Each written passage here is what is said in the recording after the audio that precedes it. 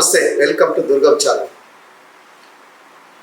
అనుకోకుండా వైఎస్ఆర్సీపీకి చెందిన రాజ్యసభ సభ్యుడు, తెలంగాణలో బీసీ ఉద్యమాలను నడిపిన నాయకుడు ఆర్ కృష్ణయ్య సెప్టెంబర్ 23వ తేదీన సోమవారం నాడు రాజ్యసభ సభ్యత్వానికి హెచ్చరిక లేకుండా రాజీనామా చేశాడు. రాజీనామా చేయడమే తడవుగా రాజ్యసభ చైర్మన్ జగదీప్ ధన్కర్ వీరు రాజీనామా చేయడమే తడవుగా దాన్ని ఆమోదించారు కూడా.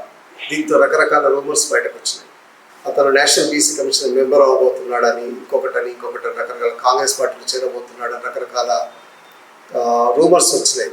సరే, విషయం అది అట్లా ఉండగా అసలు వైఎస్ఆర్సీపీకి రాజ్యసభలో మెజారిటీ తగ్గించడం కోసము చంద్రబాబు సూచన మేరకు, మోడీ ఇచ్చిన హామీ మేరకు ఆర్ కృష్ణయ్య గారు రాజీనామా చేశారు. అతను నేషనల్ బీసీ కమిషన్ మెంబర్ అవబోతున్నాడు అనేటువంటి రూమర్ ఎక్కువ ప్రచారంలోకి వచ్చింది.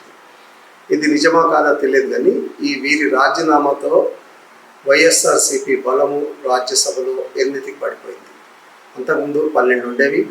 అంతకుముందు 2 ఎంపీలు రాజీనామా చేశారు. ఈ రాజీనామాతో 8కి పడిపోయింది.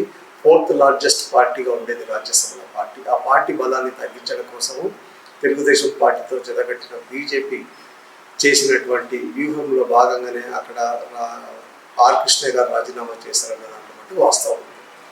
అయితే గతంలో వీరి నాయకత్వ లక్షణాలని మెచ్చి బీజేపీ, తెలుగుదేశం పార్టీ వీరి తెలంగాణకి ముఖ్యమంత్రి అభ్యర్థిగా ప్రకటించారు 2014లో. అట్లాగే 2018లో కాంగ్రెస్ పార్టీ వీరికి ఎంపీ టికెట్ ఇచ్చింది మిర్యాలగూడ నుంచి. అంతకుముందు వీరు ఎల్బీ నగర్ నుంచి ఎమ్మెల్యేగా గెలిచారు. సుదీర్ఘ రాజకీయ నేపథ్యం ఉన్న బీసీ ఉద్యమాలను పట్టుకుని దాదాపు 5 దశాబ్దాలుగా బీసీ ఉద్యమాల కోసమే పనిచేస్తున్నటువంటి నాయకుడు ఆర్ కృష్ణయ్య. వీరికి దేశవ్యాప్తంగా పేరుంది.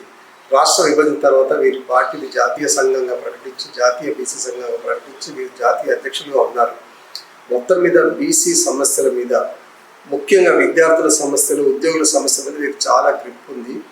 వీరి మీద ఒక పేరు ఏంటంటే అనఫిషియల్గా బీసీ సంక్షేమ శాఖ మంత్రి వీరని చెప్పుకుంటారు సరదాగా. అయితే ఆ స్థాయిలోనే అధికారులు కానీ, రాజకీయ నాయకులు కానీ వీరిని గుర్తిస్తారు. ప్రధానమంత్రి మొదలుకొని ఇరు రాష్ట్రాల ముఖ్యమంత్రులు వీరు ఏ రిక్వెస్ట్ తీసుకెళ్ళినా, ఏ డిమాండ్ తీసుకెళ్ళినా వీరు కూర్చోబెట్టి వింటారనేటువంటి పేరుంది, ఆ మంచి పేరుంది.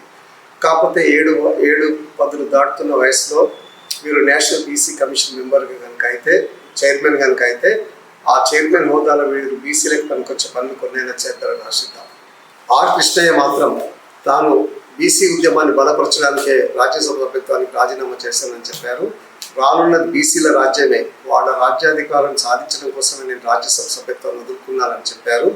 ఈ నేపథ్యంలో రకరకాల రూమర్స్ వస్తున్నాయి. అతను కాంగ్రెస్ పార్టీలో చేరుతున్నాడని, కాదు బీజేపీలో చేరుతున్నాడని, బీజేపీ వాళ్ళే సూచన మేరకే రిజైన్ చేశాడు. రకరకాల వార్తలు షికారు చేస్తున్నాయి. అసలు విషయం ఏంటన్నది నిలకడగా మీద తెలుస్తుంది.